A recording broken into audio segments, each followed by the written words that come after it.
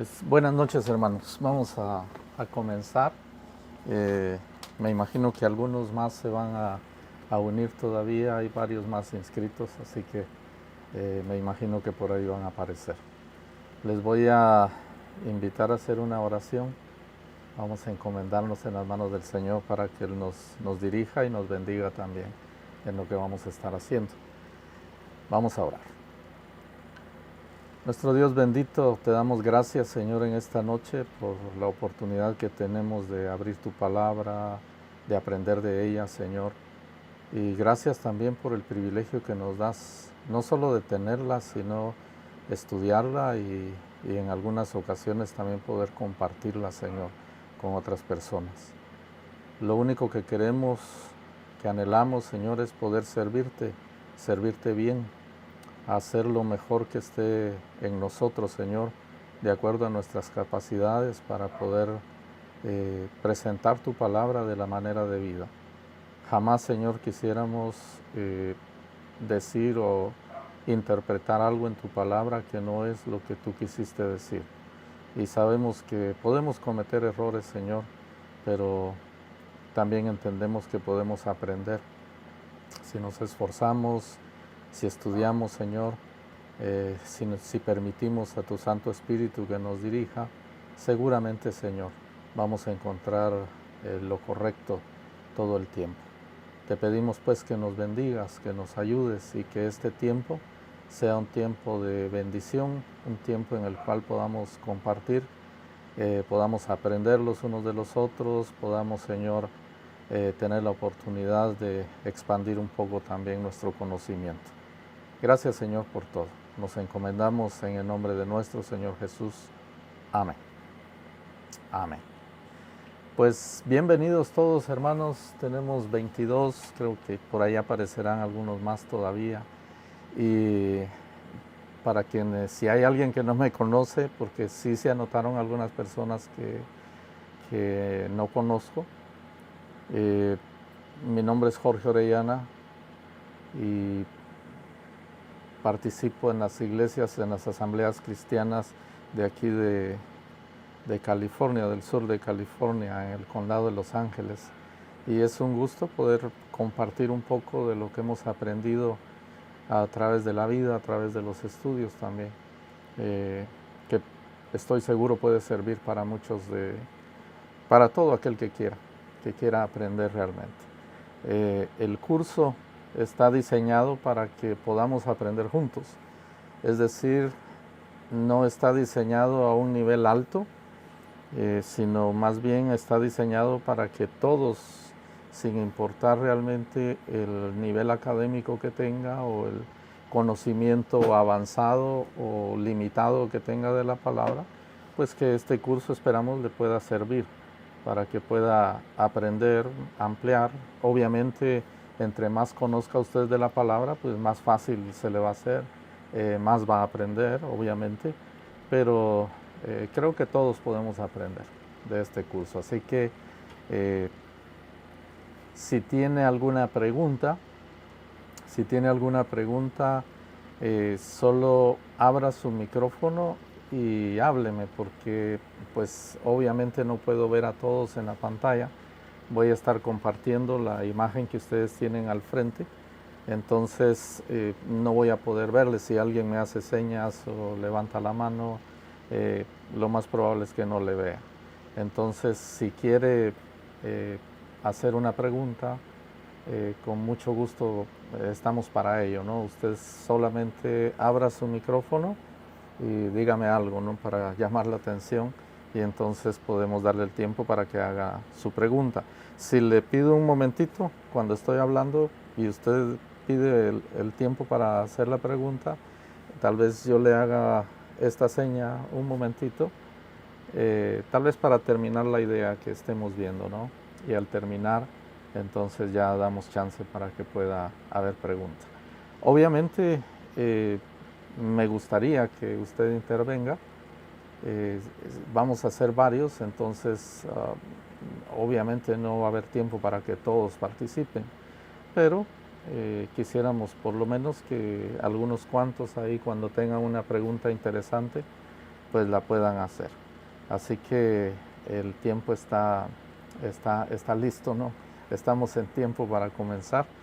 Bienvenidos nuevamente y vamos a arrancar.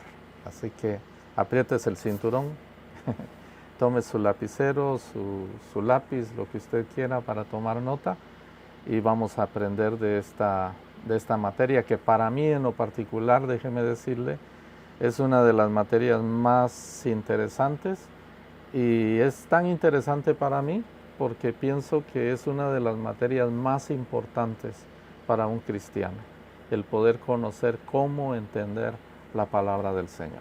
Voy a empezar con una ilustración. Un hombre estaba escuchando la radio y cuando estaba escuchando toda una noticia, ¿no? Pero al final de la noticia, el locutor dijo, en el condado de Los Ángeles hay muchas personas que están tomando medicina que no deben. Y así terminó la noticia. Aquel hombre entonces pensó, y quizás hasta dijo en voz alta, bueno, pues dichosos los que toman medicina que no deben. Le preguntaron por qué decía eso. Y él dijo, bueno, es que yo hasta el día de hoy estoy tomando medicina que todavía no he pagado, todavía la debo. Y entonces, bueno, esa es la ilustración, ¿no? ¿Qué sucedió con la interpretación de esta persona? La noticia para muchos quizá pudiera ser clara y para muchos pudiera tener una fácil interpretación.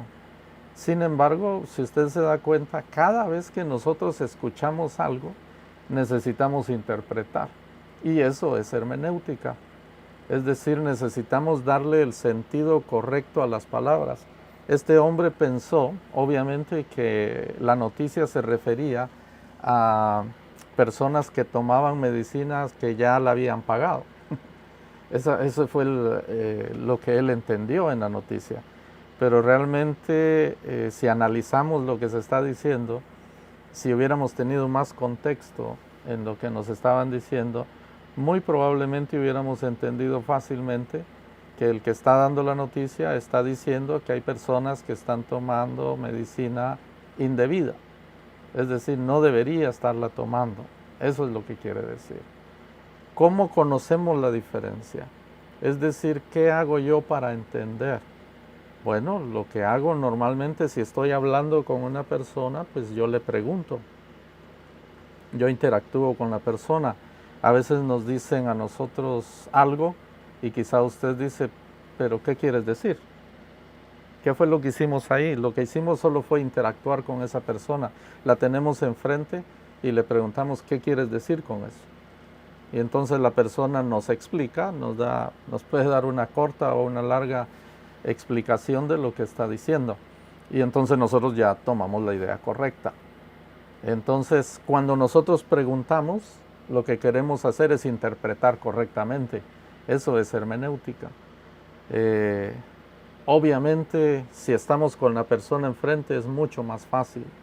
El problema es cuando lo que estamos tratando de interpretar pues es un texto, es decir, es un libro y no tenemos al autor enfrente, no le podemos preguntar, entonces las cosas pueden ser un poquito más complicadas, porque entonces ya tenemos que emplear distintas técnicas nosotros para poder saber qué fue lo que realmente quiso decir la persona que escribió. Vamos a empezar no sé si todos lograron imprimir la hoja que les envié, pero en la primera parte ahí hay una parte que dice teoría necesaria en la primera hoja y empieza con una pregunta, ¿qué es la hermenéutica? Y lo que tenemos ahí son, primeramente, vamos a ver la descripción de dos términos que suelen relacionarse. El primero de ellos es que la palabra hermenéutica, que es la que estamos utilizando, viene de un verbo griego que es hermeneuo, tal como está escrito ahí. Y este verbo pues se utiliza en el Nuevo Testamento en variados pasajes, en distintas formas. Se utiliza siempre con el sentido de interpretación, es decir, de lo que se habla cuando se habla de hermeneuo en el Nuevo Testamento, pues tiene que ver con interpretación, o interpretar lo que alguien dijo, probablemente en un idioma que podría ser incluso no conocido para los lectores. Y vamos a ver un ejemplo nada más. El ejemplo que vamos a ver está en Marcos capítulo 5 y versículo 41. Ahí dice así: y entró donde estaba la niña, está hablando de nuestro Señor Jesús, dice, y entró donde estaba la niña, y tomando la mano de la niña, le dijo, Talita Cumi. Y entonces, seguido dice, que traducido es. Esa palabra o el término que aparece ahí es la palabra hermeneuo, que traducido es. Y entonces a continuación viene la explicación de qué significa Talita Cumi. Es decir, ahí viene la interpretación, la explicación que revela qué fue lo que se quiso decir cuando se dijo Talita Cumi. Y la interpretación es que eso significa, niña, a ti te digo, levántate. Ese es el resultado entonces de esa interpretación, de esa traducción, si se le quiere decir de esa manera. Esa es la forma principal en que se utiliza este verbo en el Nuevo Testamento.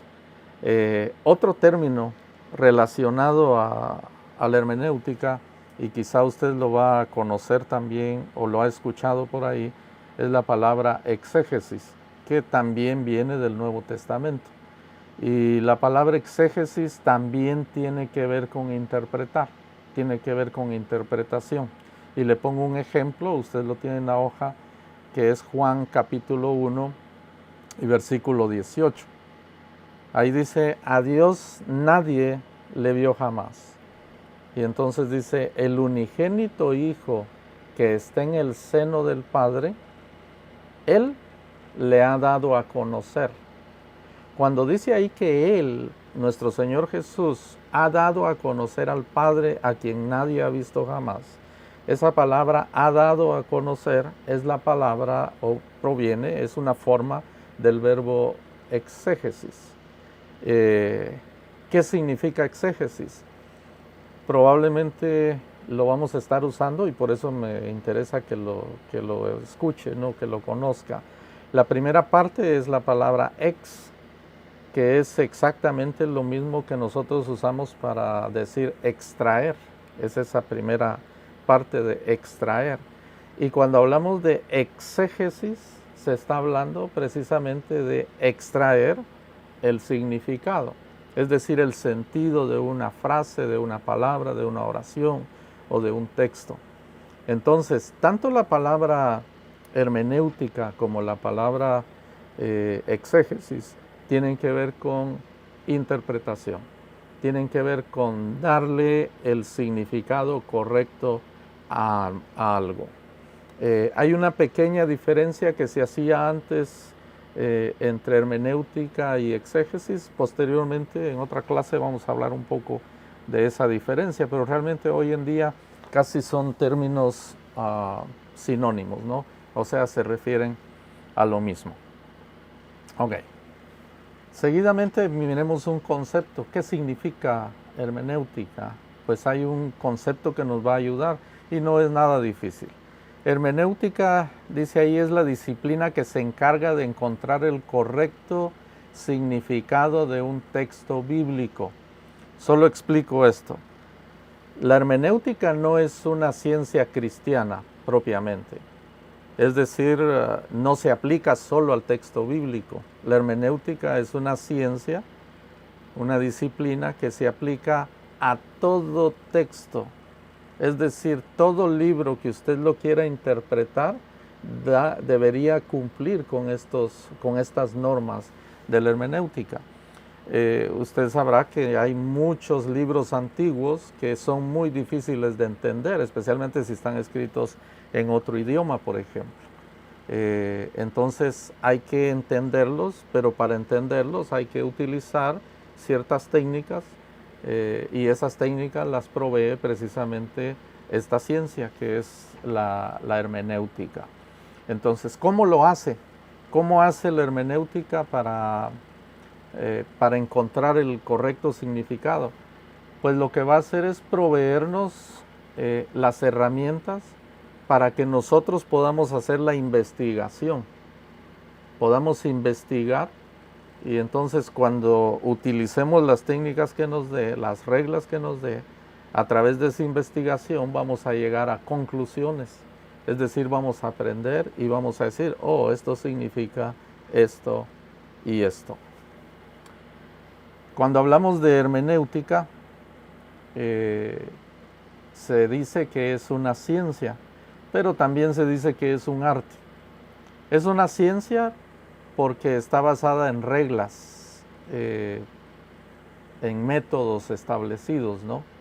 Que nosotros no debemos cambiar y no pueden cambiarse y no deberían cambiarse, porque probablemente usted ha escuchado que hay algunos grupos religiosos, por ejemplo, los Testigos de Jehová, ellos tienen una Biblia, pero es una Biblia donde ellos cambian la hermenéutica, es decir, toda regla para interpretar la Biblia la cambian a su sabor y antojo, y entonces le dan a las personas una Biblia manipulada de acuerdo a lo que ellos quieren que diga.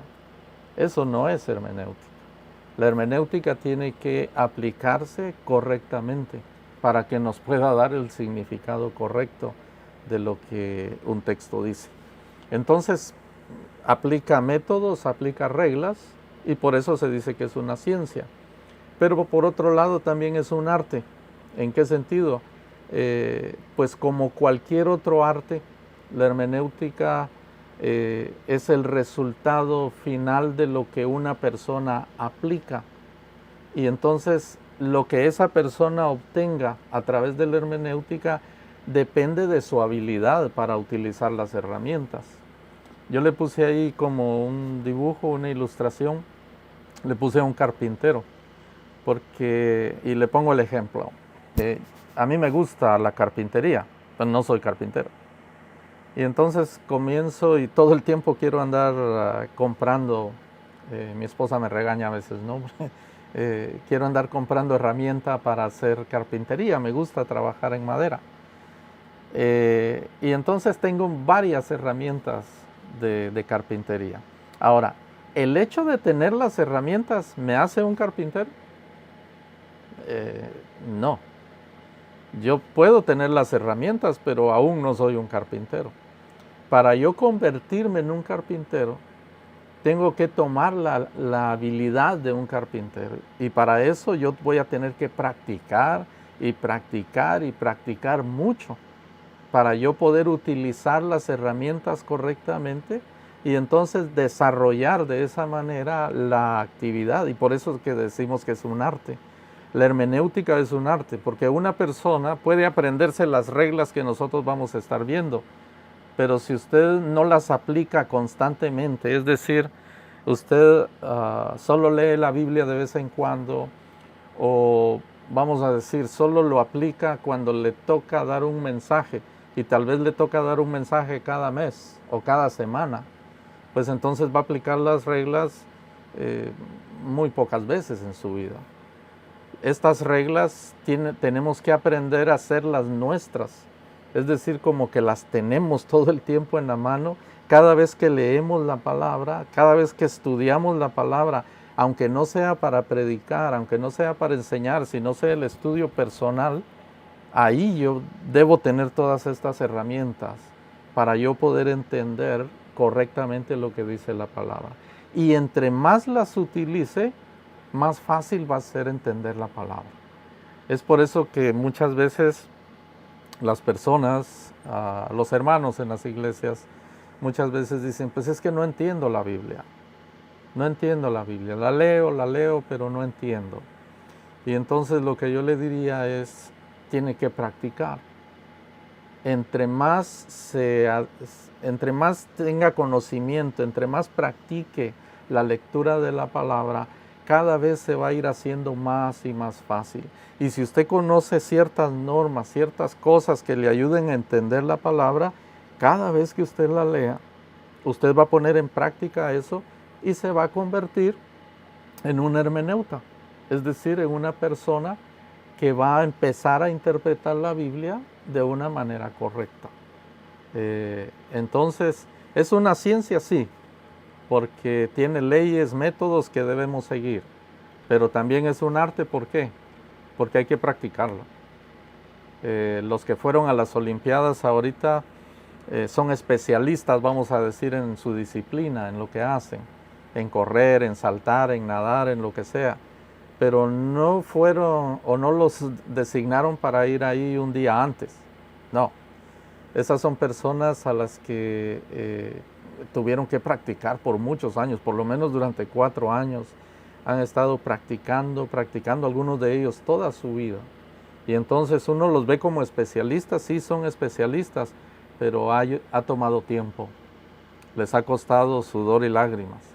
Han tenido que entregarse, han tenido que hacer mucho esfuerzo.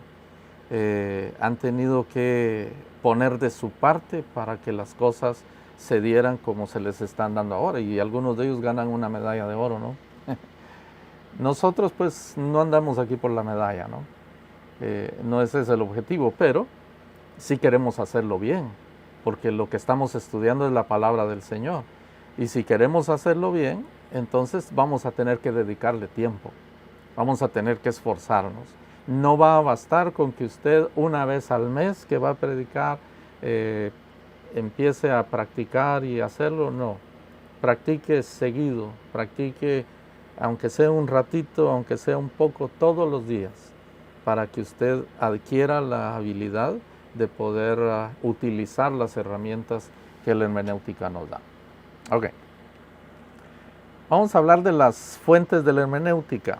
Cuando decimos fuentes, nos referimos a qué es lo que nutre la hermenéutica. Y realmente lo que nutre la hermenéutica son todas las ciencias que nosotros podamos encontrar al alcance de nuestra mano. Cualquier cosa que nosotros podamos tomar, permítame hacer algo acá. Decía, las fuentes de la hermenéutica son todas las ciencias que nosotros podamos utilizar para entender mejor un texto. Eh, por ejemplo, la arqueología.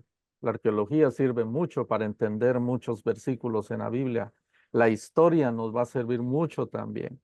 Las matemáticas, la geografía, la gramática, la biología.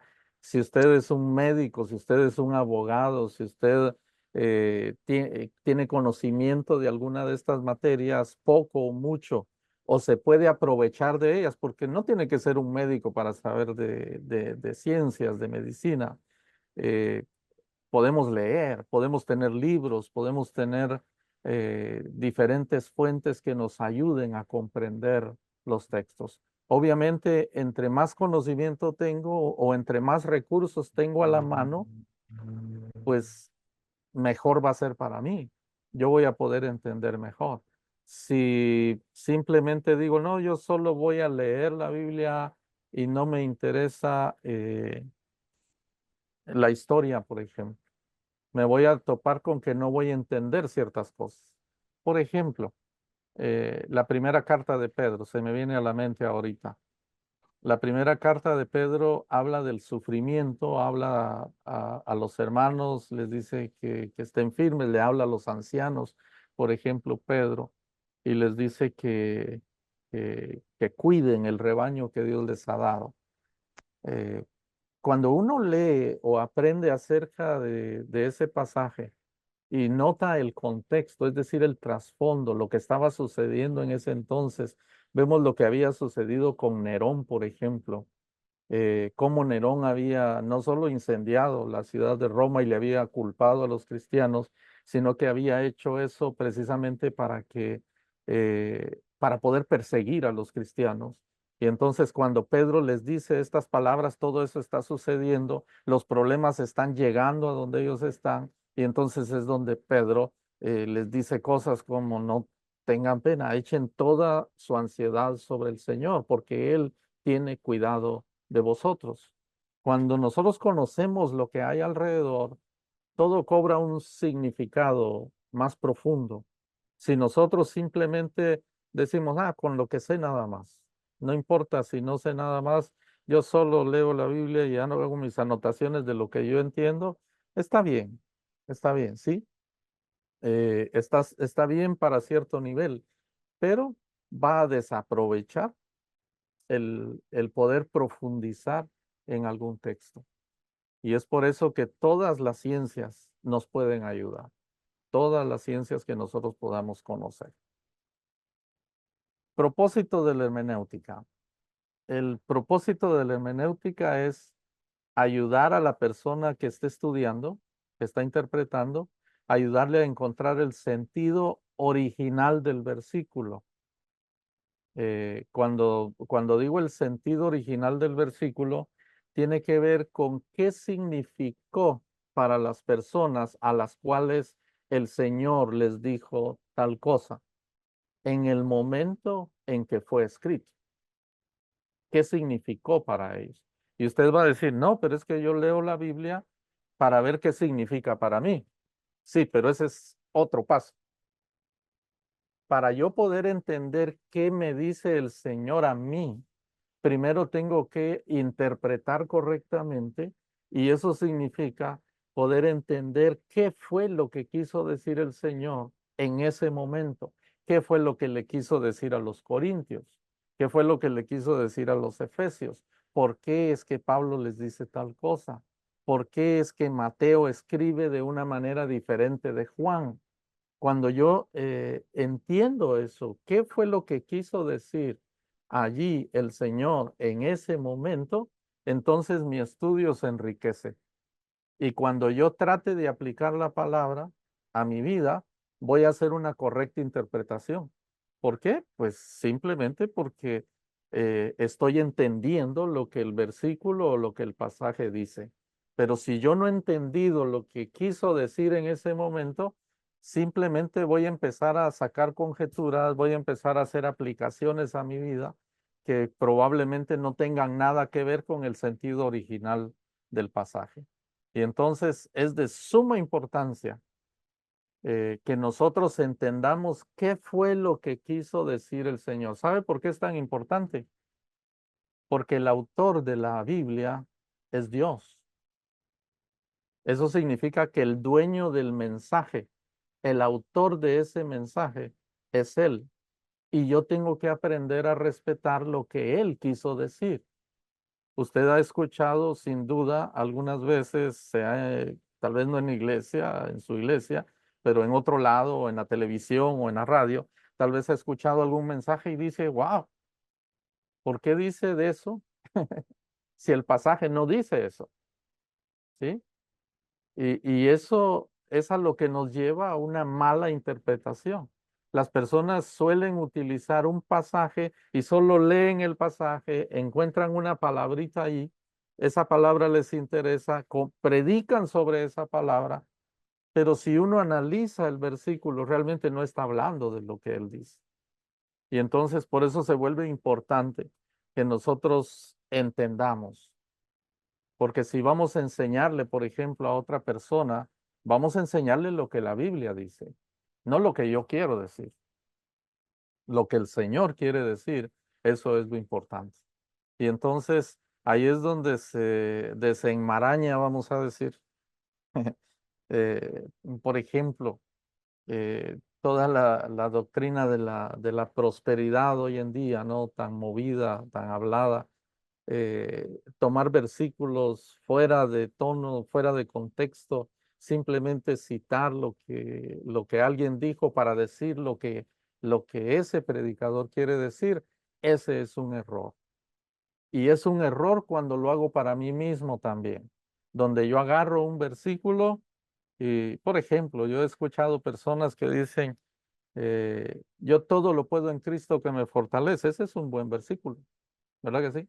Es un buen versículo, pero yo he escuchado decir eso a personas en contextos donde no deben. Yo recuerdo cuando estudiaba, compañeros podían decir, ¿verdad? Ajá, no estudié para el examen, pero todo lo puedo en Cristo que me fortalece. Y entonces voy a sacar 100 en el examen porque todo lo puedo en Cristo. No, ese es un error. Eso no es lo que el pasaje está diciendo. Eso no es lo que Pablo quiso decir. Debo entender lo que Pablo quiso decir para yo poder aplicarlo a mi vida. Y si lo estoy enseñando, con mucha más razón. Tengo que entender lo que Dios quiso decir porque lo que yo quiero comunicar es lo que Dios quiso decir y no lo que yo quiero decir. Lo que yo quiero decir no tiene ninguna relevancia. Lo que yo quiero decir no tiene ninguna importancia. Lo importante de la palabra que es lo que Dios quiso decir, lo que el mensaje que él puso ahí. Y entonces, a través de esta ciencia de la hermenéutica, nosotros lo que vamos a hacer es vamos a tratar de remontarnos al pasado, ¿no? Y meternos a cada escena. Se imagina, por ejemplo, a aquel hombre paralítico que es bajado por el techo de una casa donde esté el Señor. Se nos da muchos detalles, ¿verdad? La casa estaba llena tanto que no pudieron entrar por la puerta ni pidiendo permiso, sino tuvieron que descolgarlo por el techo. Y entonces nosotros lo que vamos a hacer es tratar de, en cierta manera, ¿no? Lo pongo entre comillas, vamos a tratar de ir a ese lugar y tratar de entender en su contexto, es decir, imaginarnos, y no solo imaginarnos, porque la imaginación nos puede llevar a otro lado, sino tratar de entender cómo eran las casas en ese entonces, cómo se pudo haber dado aquella escena. Cuando nosotros nos remontamos, vamos a aquel lugar, entonces vamos a ver el sentido correcto de lo que está sucediendo. Pero de otra manera, si yo solo eh, digo lo que quiero decir del texto, sin realmente prestarle atención a lo que el texto dice, entonces ese es mi mensaje, pero no es el mensaje de Dios. Porque lo más importante en la Biblia es lo que Dios quiere decir y no lo que yo o lo que cualquier predicador quiera decir. Muy bien, seguimos adelante. Cada uno de nosotros debe entonces tomar las herramientas que tenemos y utilizarlas para alumbrar la escena, es decir, para darle luz a lo que la palabra nos está diciendo y entenderla correctamente. ¿Por qué es necesaria la hermenéutica? Esa podría ser pues una pregunta válida, ¿no? ¿Por qué es necesario realmente estudiar hermenéutica? Le voy a poner un ejemplo. El ejemplo está en estos versículos que tiene ahí en Nehemías capítulo 8, versículo 7. Ahí dice, los levitas Jesúa, Baní, Serebías, Jamín, Acub, Sabetai, cuesta un poco leer los nombres, Jodías, Maseías, Kelitá, Azarías, Josabed, Hanán y Pelaías, mire lo que dice, le explicaban la ley al pueblo, explicaban la ley al pueblo, que que no se movía de su sitio, es decir, la gente estaba ahí en el lugar, no se iba. Ellos leían con claridad el libro de la ley de Dios y mire lo que hacían después. Y lo interpretaban de modo que se comprendiera su lectura. Y aquí tendríamos que hacernos algunas preguntas, ¿no? Esta, por cierto, es la nueva versión internacional, no es la Reina Valera. Ah, ¿Por qué era necesario hacer eso? Porque lo que está diciendo es que ah, Esdras leía el pasaje, pero los otros levitas que estaban ahí, los levitas que estaban ahí, iban y entonces explicaban, interpretaban al pueblo lo que decía el libro de la ley. Ah, ¿Por qué era necesario hacer eso si los que estaban allí eran judíos? Es decir, nosotros pensaríamos que son personas que deberían entender fácilmente lo que decía un libro escrito en su idioma. Ok, pues no era tan fácil el asunto. Si usted recuerda, estas son personas que han estado cautivas por muchos años. Es el pueblo de Israel que salió cautivo. Muchos de ellos ni siquiera conocen, o sea, ellos ni siquiera conocen, no conocían el lugar donde ahora están pisando, y ahora que han vuelto, ahora que están ahí de vuelta en su lugar, ahora empiezan a leer la palabra, pero tienen dos problemas principales. El primero es que no habían tenido contacto con la palabra, con la ley, con los libros de la ley, no habían tenido contacto con ellos, estaban cautivos. Y por otro lado, además de que tenían poco contacto con la ley, también tenían poco contacto con el idioma. Allá donde ellos habían estado, habían aprendido a hablar arameo. Y como hablaban arameo, el idioma hebreo, aunque lo conocían sin duda, no era su primer idioma, no era lo más claro para ellos. Es como lo que sucede aquí con sus hijos probablemente, los hijos de algunos de ustedes. Usted les trata de enseñar español, pero probablemente ellos se crearon aquí, o fueron a la escuela, aprendieron inglés, su idioma es el inglés, y resulta en algún momento que no entienden lo que nosotros les decimos, ¿no? Y no entiende, aunque captan algunas cosas, no entienden del todo lo que se les está diciendo. Esto es lo que está pasando con el pueblo. ¿Por qué entonces era necesario interpretarles la ley? Bueno, porque les era ajeno el idioma y les era ajeno el libro en sí de la ley. No tenían práctica para leerlo. ¿Qué sacamos en conclusión entonces? Pues lo que podemos concluir es que el poco contacto con la ley y con el idioma, entre más ajenos nosotros seamos al libro que estamos interpretando, pues más problemas nos va a representar el poder entenderlo. Y entonces le doy un listadito de problemas que nosotros vamos a tener. ¿Qué problemitas tenemos? Pues pensemos un poco en la Biblia. ¿Qué tan ajenos somos nosotros a la Biblia, hermano? Bueno, para empezar, la Biblia no fue escrita en nuestro idioma. La Biblia fue escrita, lo primero que dice es que fue escrita, no fue escrita en nuestra época. Si usted ha escuchado o conoce, ha leído, el escribir toda la Biblia, todos los 66 libros, tomó alrededor de 1400 o 1500 años. Y además de eso, tome en cuenta que se terminó de escribir hace 20 siglos. Es decir, eso nos hace a nosotros muy ajeno a esos libros, porque hay libros que fueron terminados de escribir hace 20 siglos, pero hay libros que fueron terminados de escribir hace más miles de años que los 20 siglos que yo estoy mencionando en este momento. Ese es un problema. En segundo lugar, no fue escrita en español, que es nuestro idioma. La Biblia, nosotros sabemos, fue escrita en hebreo. Casi todo el Antiguo Testamento fue escrito en hebreo. Unas partes en arameo del Antiguo Testamento, en Esdras especialmente, en Daniel, pasaje en Jeremías, fueron escritos en arameo.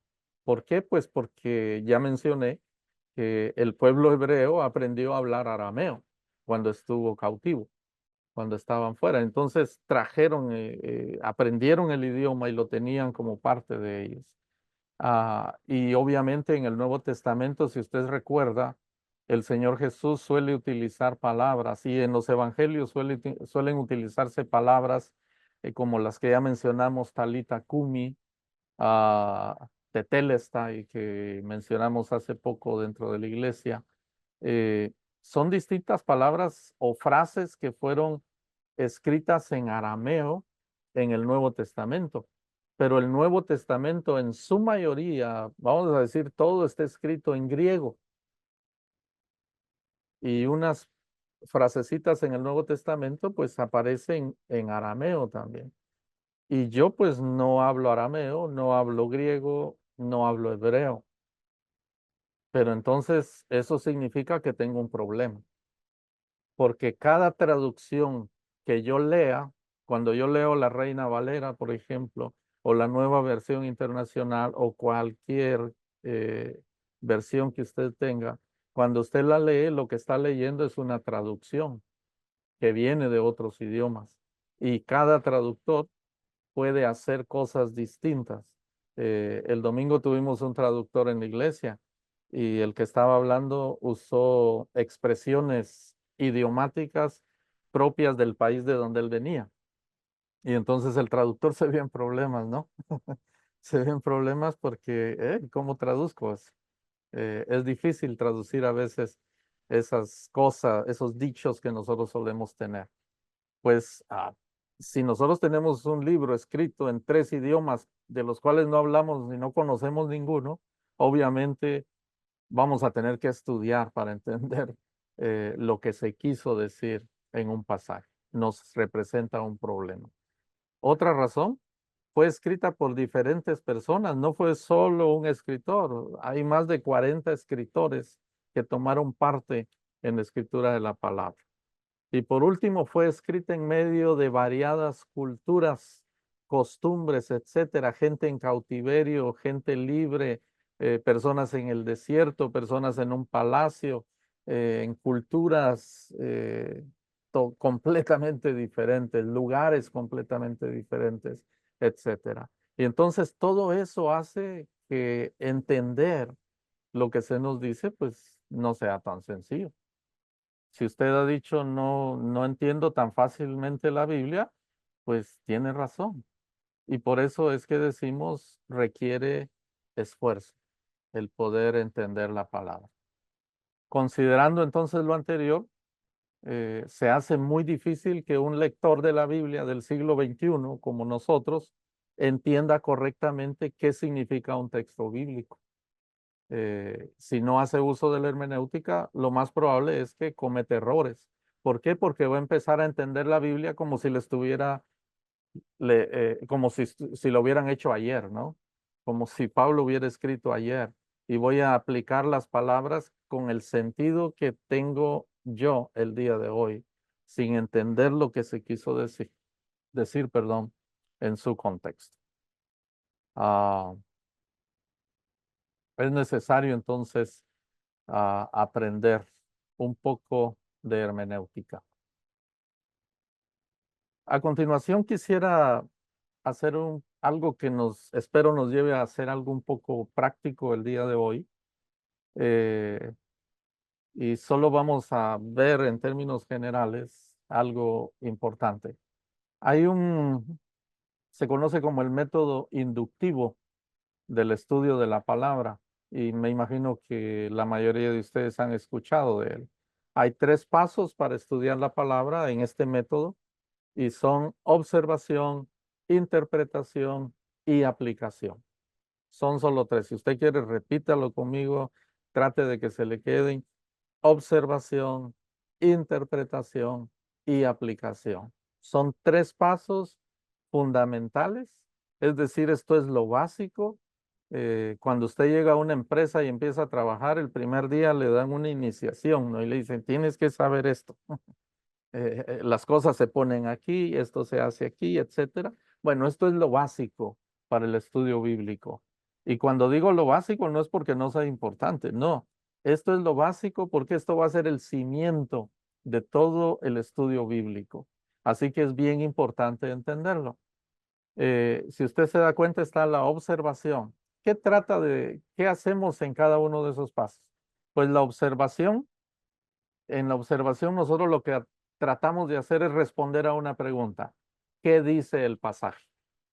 ¿Qué dice el pasaje? Y eso significa sin entrar aún en ninguna interpretación. No hay que interpretar todavía, porque primero debemos observar qué dice. Y obviamente cuando prestamos atención a lo que dice, vamos a empezar a notar también lo que no dice, porque hay veces que nosotros pensamos que la Biblia dice algo, pero realmente no lo dice. Y a veces no nos damos cuenta de eso, ¿no? Pero eh, necesitamos prestar atención para entender eso. Después de la observación tenemos la interpretación. Cuando llegamos a la interpretación, ahí respondemos a esa pregunta. ¿Qué significa el pasaje? ¿Qué significa o qué quiere decir el pasaje?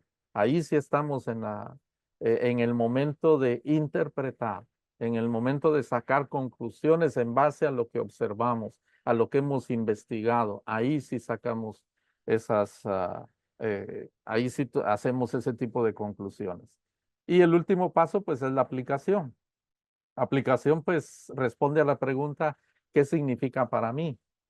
Ahí, si usted se da cuenta, muchas veces nosotros, y le digo porque yo antes así lo hacía, y he escuchado y sé y lo noto cuando alguien a veces da un sermón, lee el pasaje simplemente para encontrar qué significa para mí. Pero hermanos, si solamente leo el pasaje para ver qué significa para mí, es decir, para aplicarlo a mi vida, me estoy saltando dos cosas muy importantes. No tengo cimiento en lo que estoy diciendo, porque no sé lo que dice realmente el pasaje. Me voy a pasar cosas por alto. Y segundo, no le he dado el correcto sentido al pasaje. Y entonces lo que voy a aplicar a mi vida probablemente va a ser un error doctrinal o simplemente aplicado, si no es un error doctrinal, probablemente sea algo que estoy aplicando solo por lo demás que yo he escuchado de otras personas, pero no por lo que yo estoy sacando en conclusión de mi estudio. Y entonces es necesario eh, realmente llevar estos tres pasos: observación, interpretación y aplicación. El día de hoy, así rapidito, vamos a ver algo de la observación, ¿no? Aprendamos sobre la observación. El concepto de observación es bien sencillo, simplemente dice, es simplemente observar. Eso es observación, simplemente observar qué dice el pasaje, no qué significa, no qué significa para mí, no, no, no, no, no. ¿Qué es observar? Es simplemente ver qué dice el pasaje. Y obviamente decía, cuando vemos lo que dice, también vamos a notar lo que no dice. Le voy a poner eh, a continuación un cuidado que debemos tener. Y el cuidado que debemos tener es que cuando somos lectores de la Biblia, muchas veces nos acostumbramos tanto a leerla, incluso a su lenguaje, a cómo está escrita, que muchas veces empezamos a leer por encima de las palabras. Cuando digo por encima de las palabras, me refiero a que podemos estar pensando o creyendo que leemos con toda exactitud cuando realmente estamos obviando cosas, estamos pasando por alto cosas que están ahí, pero no las notamos, o cosas que no están, pero nosotros pensamos que están y simplemente las damos por sentadas. El, ¿Cómo me gustaría que estuviésemos en un lugar ahorita y poder hacer estas preguntas a viva voz, ¿no? Pero le voy a pedir que responda usted y tal vez que ahí en su lugar responda usted antes de que yo le dé la respuesta. Y hay varias preguntas ahí. Cuando nosotros leemos de esa manera por encima, cometemos errores. Y los errores se van grabando, grabando, a tal punto que nuestra mente piensa que eso es lo correcto. Y entonces, un ejemplo de esto son las preguntas que hago a continuación. ¿La Biblia sí o no nos dice la ubicación exacta del lugar donde crucificaron a Jesús? Esa es una pregunta para usted. ¿Sí o no nos dice la Biblia el lugar exacto donde crucificaron a nuestro Señor Jesús? Cómo me gustaría, como dije, oírlos a todos diciendo sí o no, ¿no? Eso sería lo ideal. Pero responda usted. ¿Conoce realmente ese dato? Y si lo conoce, ¿lo sacó de la Biblia realmente? Eh, Quizá ya le metí dudas, ¿no? Pero ese es el punto. Quiero que preste atención. ¿La Biblia sí o no nos dice la ubicación exacta del lugar donde crucificaron a Jesús? Pues la respuesta es, ¿cuál? No, no nos dice la ubicación exacta, es decir, dónde está el lugar exacto. De hecho, si yo solo he oído, nunca he estado en Tierra Santa, nunca he ido a, pero sí leo, ¿no? Y lo que leo es que pues hay dos o tres posibilidades de dónde fue el lugar donde crucificaron a Jesús. Y eh, algunos dicen que es aquí, otros dicen que es allá. Y entonces hay diferentes opiniones, pero realmente pues la Biblia no nos dice exactamente dónde fue.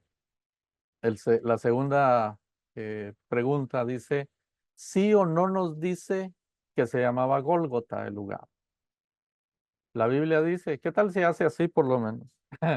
O haga así. No nos dice. O sí nos dice. O no quiere opinar, ¿verdad? Probablemente no quiere opinar ahorita. Sí o no nos dice que se llamaba Gólgota el lugar donde crucificaron a Jesús. Probablemente ya lo esté buscando en su Biblia y se va a encontrar con que sí. La Biblia nos dice que el lugar se llamaba Gólgota. Ese dato es correcto. Siguiente. Sí o no nos dice que se llamaba Calvario. Haga sí o haga sí. Sí o no nos dice la Biblia que el lugar donde crucificaron a Jesús se llamaba Calvario o el Calvario, como solemos decir. Y la respuesta, regularmente sorpresiva para muchos creyentes, es que no. La Biblia no nos dice que el lugar se llamaba Calvario. Realmente la palabra, y entonces usted va a decir, bueno, ¿y entonces de dónde sacamos que se llamaba Calvario? Porque nosotros decimos frecuentemente la cruz del Calvario, ¿no? Hablamos de ella, eh, y tenemos razón en cierta manera, pero realmente la Biblia no lo dice. ¿Por qué digo que no lo dice? Porque la palabra Calvario es una palabra latina, Calvarium. El Nuevo Testamento está escrito en griego, ¿sí? Gólgota es la palabra que se utiliza ahí, ¿no? O craneón. eh, Craneón se refiere a la parte, al cráneo, ¿no? Así se llamaba el lugar en griego.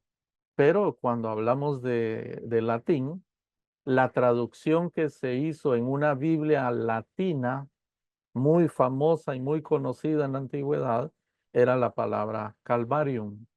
Y entonces quedó como costumbre decir Calvario, ¿no? Nosotros en español decimos la cruz del Calvario, pero realmente la Biblia no lo dice. La siguiente dice, sí o no nos dice que era un monte, el lugar donde crucificaron a Jesús. ¿Era un monte? Sí, no, no se atreve a decir. Bueno, pues la respuesta es no, no nos dice que era un monte. Yo sé que tenemos un himno que dice en el monte Calvario había una cruz, ¿no? Y probablemente sea un monte, probablemente sea un monte. Es lo más probable, ¿sí? Según las ubicaciones que se tienen contempladas de dónde pudo haber sido el Calvario o el Gólgota, el monte el lugar de la calavera, eh, pues probablemente sea un monte, pero realmente la Biblia pues no lo dice. Y nosotros pensamos que sí lo dice muchas veces, ¿no? Eh, es simplemente que a veces no prestamos suficiente atención a lo que dice o a lo que no dice un pasaje. Un par de ejemplos de esto donde se vuelve crucial el observar, y aquí pues se lo pongo y le hago la pregunta, ¿no? En primera de Timoteo 6:10 dice así, porque raíz de todos los males es el amor al dinero, el cual codiciando algunos se extraviaron de la fe y fueron traspasados de muchos dolores. Y entonces la pregunta ¿es el dinero la raíz de todos los males? Sí, hágase. ¿Es el dinero la raíz de todos los males? Pues no. No, el pasaje no dice. Sin embargo, muchos hermanos consideran que eso es lo que dice el pasaje. El pasaje dice que raíz de todos los males, ¿qué es? El amor al dinero, pero no el dinero. No es el dinero en sí, es el amor, la codicia que nosotros tenemos por el dinero. Otro ejemplo, Filipenses 4:13, que ya lo mencioné hoy, ¿no? ¿Podía Pablo hacerlo todo? ¿Qué dice Filipenses 4:13? Todo lo puedo en Cristo que me fortalece. Todo lo puedo en Cristo que me fortalece. ¿Significa eso que Pablo podía hacerlo todo? Si nosotros interpretamos ese pasaje, le podemos dar usos, como decía, cuando me voy a examinar, y se podría aplicar a muchísimas cosas sin sentido quizá. ¿Puedo caminar sobre el agua? Sí, porque yo me apropio de ello, todo lo puedo en Cristo que me fortalece. ¿Verdad? Y si ese versículo es cierto, dicen algunos, entonces yo todo lo puedo. Pues Pablo no está diciendo eso. Si nosotros leemos el contexto, lo que viene hablando el apóstol Pablo es de que él puede vivir en escasez y en abundancia. Sabe tener y sabe no tener, dice el apóstol Pablo. Y entonces dice, puedo vivir en escasez y en abundancia. ¿Por qué? Pues porque todo lo puedo en Cristo que me fortalece. ¿Qué es el todo? El poder vivir en abundancia y poder vivir en escasez. No tiene que ver con volar. Pablo no podía volar. Pablo no podía caminar sobre el agua. Pablo no podía hacer muchas cosas. Entonces no se refiere a que todo lo podía hacer. Más bien se refiere a lo que Pablo está diciendo en particular en ese pasaje. Cuando nosotros simplemente leemos el versículo y decimos, todo lo puedo en Cristo que me fortalece, nosotros nos apropiamos de él, pero realmente quien lo está diciendo es Pablo. Él podía, él podía vivir en escasez y en abundancia. Yo tengo que probar en mi vida a ver si puedo y si puedo apropiarme de ese versículo. Si Cristo me fortalece, si Cristo es mi fortaleza, si el Señor está conmigo, yo voy a poder vivir en abundancia y en escasez. Por ahí di la aplicación de lo que Pablo está diciendo en ese pasaje. Otro pasaje es Juan 20:28. Y esta es una pregunta que nace de los testigos de Jehová, ¿no? No sé si usted ha leído la versión del Nuevo Mundo, pero ellos por ahí dicen algo de lo que vamos a mencionar ahora. Este versículo dice, entonces Tomás respondió y le dijo al Señor, ¿se recuerda cuando el Señor ha entrado en aquel lugar donde ellos están reunidos, sin abrir la puerta, él aparece en medio de ellos y les aparece y entonces cuando el Señor le dice, hey, ven, tócame, mira que aquí están los hoyos de los clavos en mi costado. Entonces Tomás respondió y le dijo, Señor mío y Dios mío. Jesús le dijo, porque me has visto, Tomás, creíste. Bienaventurados los que no vieron y creyeron. La pregunta tiene que ver con lo que dicen los testigos de Jehová en este pasaje. Ellos le quitan la deidad a Jesucristo, es decir, ellos dicen que Jesús no es Dios y que no es eso lo que Tomás está diciendo. Nosotros leemos aquí que Tomás le dijo, Señor mío y Dios mío, pero ellos dicen, no, eso es solo una expresión, así como cuando usted dice, ay, Señor mío, cuando usted dice, ay, Señor, eh, como una expresión de admiración, de espanto, eso dicen los testigos de Jehová que es lo que dice este pasaje. O sea que según ellos, Tomás no le está llamando a Jesús Señor y no le está llamando mm, mi Dios o Dios mío, sino lo que está diciendo es una exclamación hablándole a Dios, ¿verdad? Señor mío y Dios mío. ¿De acuerdo? Y entonces tendríamos que observar el pasaje y ver cómo le responderíamos a un testigo de Jehová en eso. ¿Qué dice el pasaje allí que me hace entender que lo que ellos dicen no tiene razón. Ah, nadie ha hablado en toda la noche más que yo. Eh, si alguien quiere decir algo, hermanos, díganlo. Ya vamos a terminar, pero, y ya estamos llegando a lo último que vamos a decir hoy. Pero el punto es, ¿cómo entiendo yo este pasaje? ¿Cómo le explico yo a un testigo de Jehová?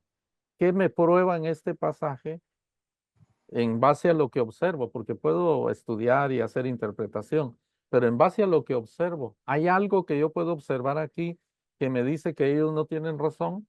Pues sí, hay cosas que yo puedo observar en el pasaje que van a mostrar que ellos no tienen razón. ¿Qué es lo que observamos? Pues entonces ahí dice, Tomás respondió. ¿A quién le respondió? Es lo que Tomás está diciendo, no es una exclamación, es una respuesta. Y una respuesta se le da a otra persona. Es decir, esa persona dijo algo y entonces esta persona le responde. Y entonces, en base a una simple observación, nosotros podemos decir, no, lo que los testigos de Jehová dicen no es cierto. No es una exclamación. ¿Qué es? Es una respuesta. Y la respuesta se la está dando al que le habló. ¿Quién le habló? El Señor Jesús. Y entonces a él le está diciendo, Señor mío y Dios mío. Y entonces todavía tenemos otra observación. El versículo 29, Jesús le dijo nuevamente a Tomás, o sea, la conversación sigue. Y le dijo, porque me has visto, Tomás, creíste. Y entonces, cuando le dice, creíste, ¿por qué el Señor sabe que creyó? Pues sabe que creyó en base a lo que le contestó, en base a lo que él le dijo. Le dijo, Señor mío y Dios mío. Cuando Tomás le dice eso, todos los que estaban ahí, incluyendo al Señor Jesús, están entendiendo que Tomás ahora entiende que el que está ahí enfrente es Señor y es Dios mismo, así como él había dicho muchas veces enfrente de ellos.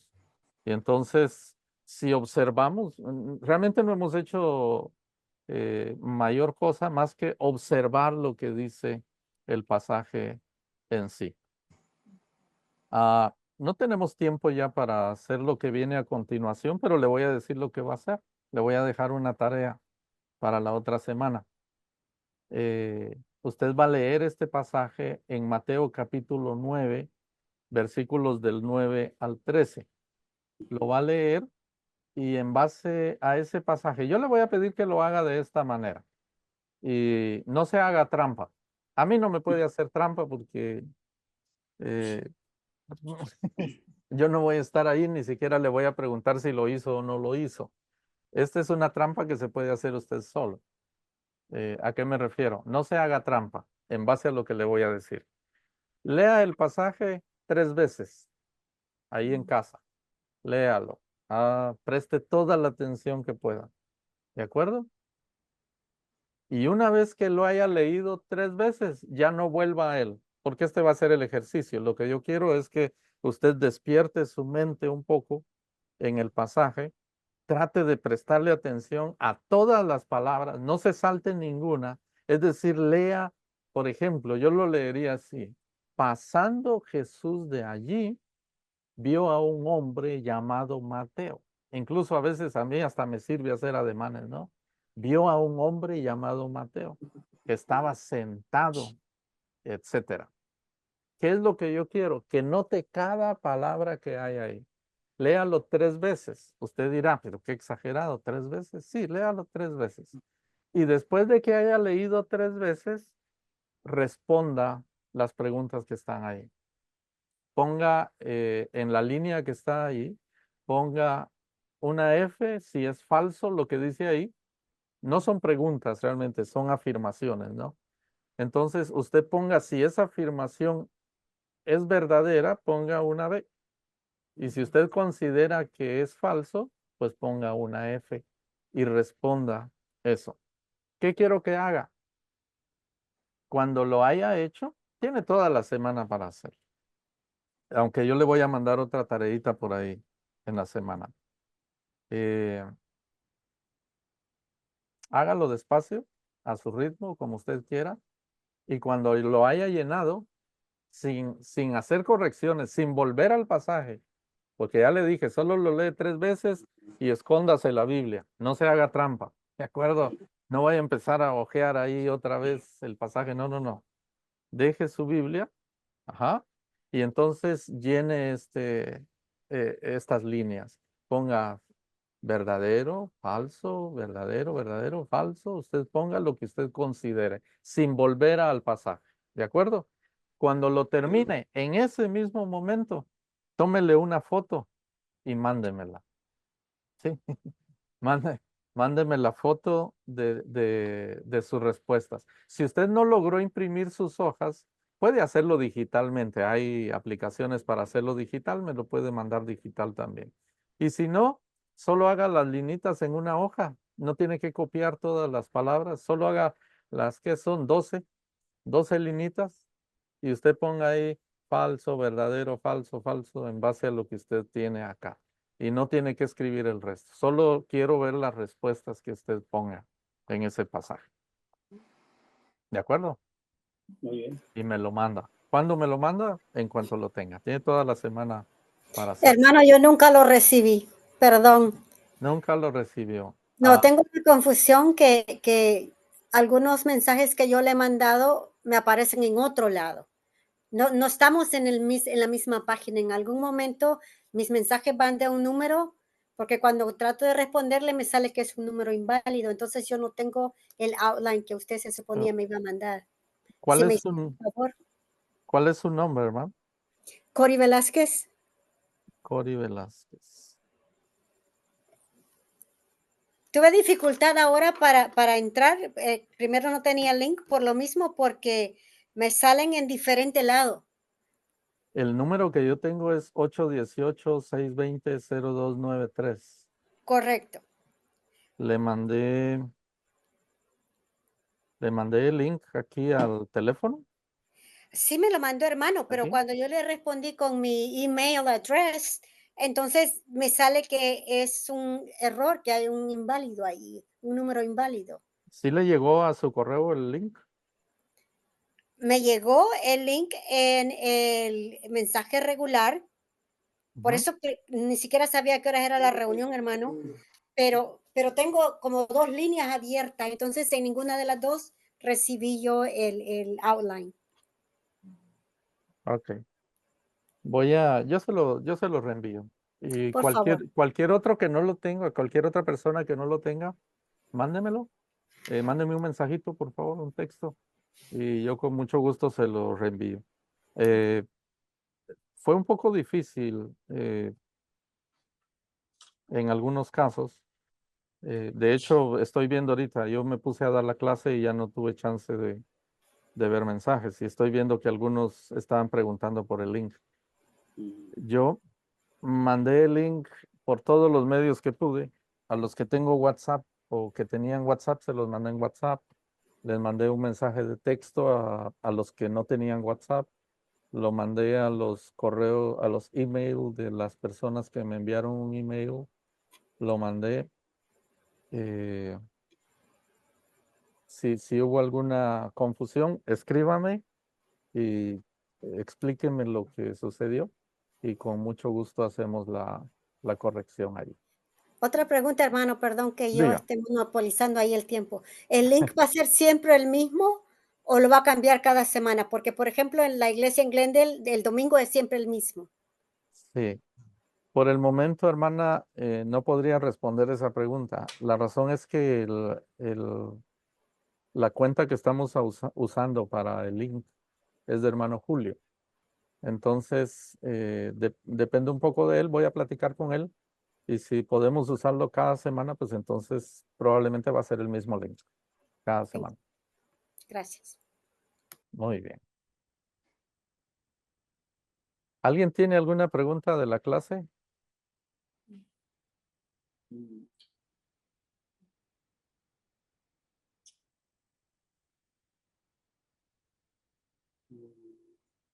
¿Ninguno? ¿No? No. Nada. No, Sí. hermano, realmente no. A mí, bueno, se me hizo muy interesante el tema. Nunca había escuchado esta palabra, hermano. Cuando recibí el link y el mensaje, sí me puse a investigar, pero sí, fue algo nuevo para mí. No había escuchado esa y la forma de cómo interpretarlo, porque sí, siempre cuando, bueno, como el tiempo que tenemos de estar en esos estudios, siempre, bueno, en mi caso personal, sí se me dificultaba un poco hacer, no le, llegaba momentos que no entendía y lo repetía, pero sí, basándose en en esa explicación que usted da en este tema, explica paso a paso cómo ir desarrollando y entendiendo la interpretación, ¿verdad?, de la palabra. Pero sí, se me hizo muy interesante. Gracias, hermano. A la orden. Qué bueno, hermano. Qué bueno. Y gusto verle también. Sí, Gusto en gracias, hermano. saludarles. ¿Alguien más tiene algo que... Bueno, Zully Chan parece que levantó la mano por ahí. ¿Quieres decir algo, Zully? Ay, ya no la bajé. Oh, ya hace rato. No, no, no. Básicamente, hola, mute. Fíjate que básicamente quería, ¿me escuchan ahí? Sí. Ok.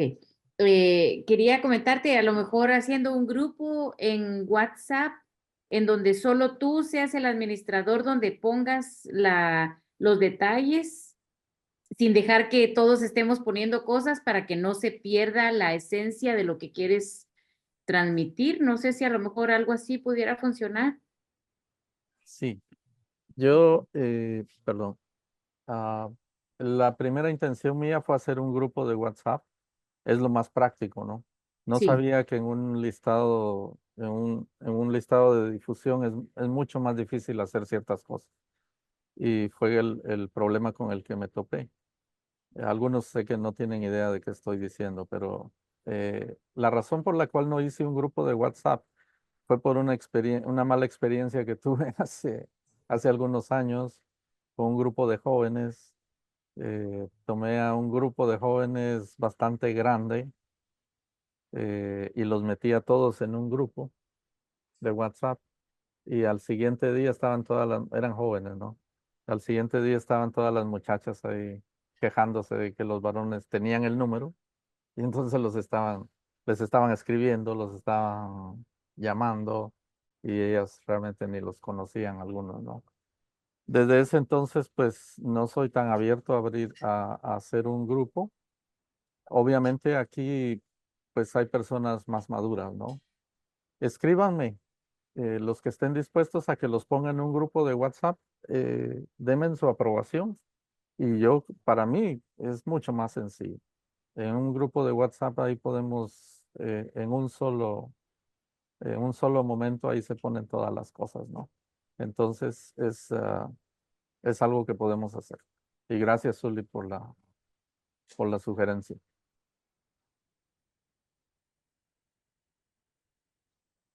Ya alguien puso ahí, yo me apunto para el grupo.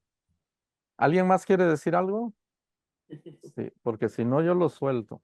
No quiero tenerlos aquí más tiempo del que es debido. Nadie dice nada a la 1. Nadie dice nada a las 2. Y me parece que no. Hermanos, ha sido un gusto estar con ustedes.